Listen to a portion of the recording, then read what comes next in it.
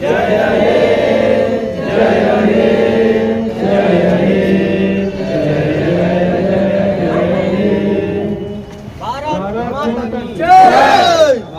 माता की जय। भारत माता की जय। जय हिंद। जय हिंद। सुभाष चंद्र बोस, महात्मा गांधी, पंडित जवाहरलाल नेहरू, भारत माता की जय। भारत माता की जय। वंदे मातरम। वंदे मातरम। वंदे मातरम। आज 74वें गणतंत्र दिवस के अवसर पर आप सबों को इस परिवार की ओर से, प्राक प्रशिक्षण परिवार की ओर से आप सबों का हार्दिक अभिनंदन। इस हार्दिक अभिनंदन के साथ एक संदेश कि आप जानते हैं कि राष्ट्र की आज़ादी प्राप्त करने में लाखों लोगों की कुर्बानियां रही। उस कुर्बानियां अनेक प्रकार की, किसी ने अपना जान दिया, बहनों ने भाइयों को खोया, माताओं ने अपने बेटों को खोया, भाई भाई को खोया, सेनानियों ने बलिदान दे करके आज आपको स्वतंत्र उन्मुक्त भारत में जीने का अवसर प्रदान किया। उन सेनानियों की, उन स्वतंत्रता सेनानियों के प्रति आज हम लोग श्रद्धा सुमन अर्पित करें और साथ में उनसे प्रेरणा लें। यह देश अक्षुण्ण रहे, इसकी आज़ादी अक्षुण्ण रहे, इसकी मूलभूत भावना अक्षुण्ण रहे। उस अक्षुण्णता को बरकरार रखने के लिए हम अपने कर्तव्य पथ पर आगे बढ़ते रहे। आप जानते हैं कि बाबा साहेब भीमराव अम्बेडकर, जिनकी अगुवाई में भारत का ये संविधान निर्मित हुआ, संविधान सभा से पास हुआ और बहुत विवेचनाओं के बाद जो लिखित संविधान आपके सामने प्रस्तुत है, वह मानवता का कदर करता है, समानता का अधिकार देता है, धर्म में विश्वास रखने का अधिकार देता है और सबसे बड़ी बात है कि मानव मूल्यों का कद्र करने के लिए आपके लिए शपथ पत्र है। अगर इस पृथ्वी पर भारत देश में कोई भी पवित्र धर्म ग्रंथ अगर माना जाए तो भारत के दृष्टिकोण से हमारा संविधान है। उस संविधान में हमारी आस्था है। वही संविधान हमें मानवीय मूल्यों की समानता का अधिकार देने के लिए कृत संकल्प है और उसी के सहारे हम आगे बढ़ते रहे। आप जानते हैं हमारे देश में बहुत तरह की विषमताएं थी, ऊंच नीच, अमीरी गरीबी, जो संसाधन से हीन है, उनके मानवीय मूल्यों का कदर नहीं था। लेकिन यह संविधान इन सारी बुराइयों को अंत कर देता, उसे समाप्त कर देता है और आपको जीने का सम्मान पूर्वक अधिकार देता है।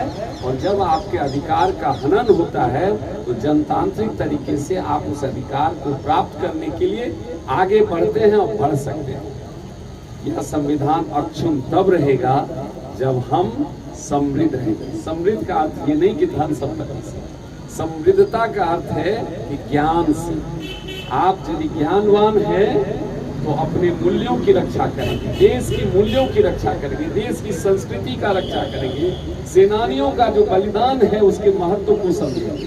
अन्यथा आप देखिए कि जो लोग आज भी अशिक्षित हैं, आज देश में अशिक्षा, असमानता, गरीबी, यही 3 मुख्य कारण हैं और देश को इन 3 चीजों पर फोकस करना चाहिए। लेकिन हम लोगों का ध्यान भटक जाता है। हम धर्म के आधार पर, जाति के आधार पर, ऊंच नीच के आधार पर बढ़ जाते हैं और राष्ट्र की जो मुख्य धारा है, जो मुख्य नर्व है, उसे नहीं पकड़ पाते हैं और हम भटक करके विचलित हो जाते हैं। राष्ट्र निर्माण में हमारी अपनी भूमिका नहीं हो पाती। आज इस असमानता को देखते हुए राज्य जो है ये वेलफेयर स्टेट भी है। वेलफेयर स्टेट का मतलब हुआ अपने लोगों का ख्याल करना, अपने लोगों को उन्नत करना, शिक्षित करना, उसे समृद्ध करना। हर एक तरह से समृद्धता का वचनबद्धता है संविधान में। उसी वचनबद्धता के चलते अगर आज यह संविधान न होता तो हम आपके सामने ये बात नहीं रख पाते, हम भी डरे होते। लेकिन आज हम अपनी स्वतंत्रता की आज़ादी है, वचन बोलने की आज़ादी है और उस बोलने की आज़ादी का लाभ ये ले रहे हैं कि हम अपने अधिकार की रक्षा बोल कर भी कर सकते हैं, लड़ के कर सकते हैं, जुलूस निकाल के कर सकते हैं, आंदोलन करके कर सकते हैं। यह केवल पवित्र ग्रंथ जो हमारा संविधान है वही सुनिश्चित करता है।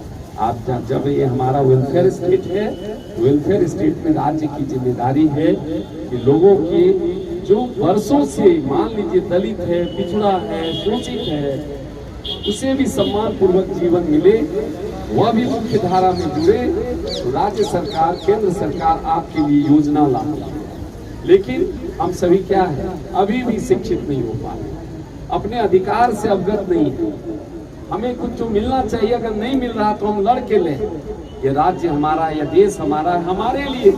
इसलिए हम लोग कहते हैं कि democracy is of the people, for the people, by the people. ये हम हैं जो इस देश के जनतंत्र की दिशा और दशा निर्धारित करते हैं।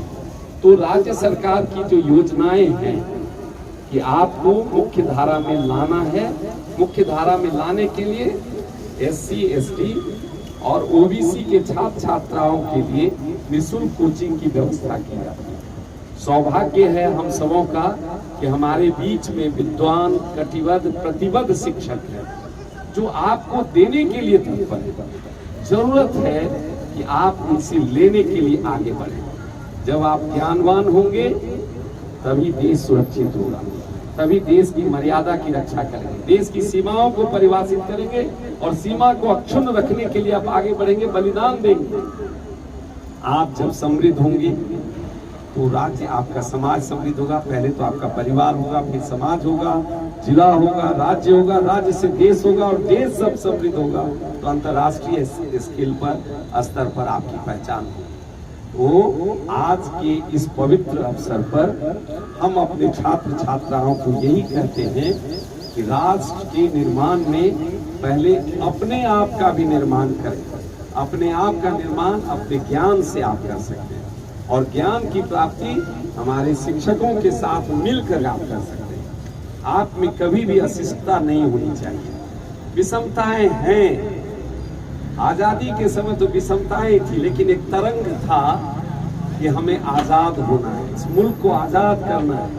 लोगों के नस में, खून में यह तरंग दौड़ता था कि हम गुलामी को बर्दाश्त नहीं करेंगे। वही तरंग हमें फिर से उत्पन्न करना है। इस देश में अशिक्षा, असमानता, विषमता को मिटाना है और यह तभी संभव होगा जब आप शिक्षित होंगे, अच्छे जगह पर जाएंगे, ज्ञानवान होंगे, अपने को समृद्ध करेंगे, तभी राष्ट्र समृद्ध होगा। आपको जरूरत है कुछ समय निकालकर इस राष्ट्र के निर्माण में जिन लोगों ने अपना बलिदान दिया है, बलिदान देने का अर्थ है कि जो हमारे वैज्ञानिक हैं, जो शोधार्थी हैं, जो कला के विशेषज्ञ हैं, वो दिन रात अपनी सुख सुविधा का परित्याग करके अपने आप को समृद्ध करते हैं ज्ञान से और तब आपके लिए कुछ रोशनी छोड़ते हैं। उस रोशनी से आप उज्ज्वलित होते हैं, प्रकाशमान होते हैं और उस प्रकाश से आप आगे बढ़ते हैं। तो वह भी हमारा सेनानी है, वह भी हमारे, वो भी, उनके लिए भी हम नमन करते हैं कि उन्होंने हमारे लिए कुछ किया, इस देश के लिए कुछ किया। उन्हीं से आप प्रेरणा लीजिए कि हम अपने आप को आगे बढ़ावें। राष्ट्र तभी आगे बढ़ेगा और राष्ट्र निर्माण में विषमता का कोई स्थान नहीं। हम सभी एक हैं। बायोलॉजिकल दृष्टिकोण से आप देखिए तो सबों का खून चार ही तरह के ग्रुपों में बटा हुआ, कहाँ कोई ऊपर कोई नीचे। ऊपर नीचे इसलिए आप हैं कि आप अज्ञानी हैं, अशिक्षित हैं, और जिस दिन आप शिक्षित हो जाएगा, धन से कोई ऊपर नीचे नहीं होता, ज्ञान से ऊपर नीचे होता है। और आपको ज्ञानवान बनाने के लिए ये केंद्र है, इस केंद्र से लाभ लें। हमारे शिक्षकों के साथ आप अच्छा संबंध स्थापित करें और विनम्रता से आप ज्ञान अर्जन करें।